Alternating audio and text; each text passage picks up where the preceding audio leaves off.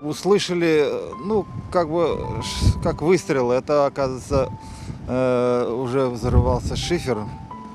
После этого выглянул в окно и увидели зарево там. Быстренько я оделся, выбежал на улицу, и ко мне навстречу уже бежали Ленура, жена Нариман, и двое детей маленьких, Аким и Селим. Они были, ну, почти, можно сказать, без одежды, потому что они спали, и босиком бежали по снегу. Я проснулась ночью, и уже горела у нас печка. И я быстрее выбегаем на улицу, потому что горит. Выбегаем быстрее. Успели втроем выбежать, а старший остался в комнате от испуга.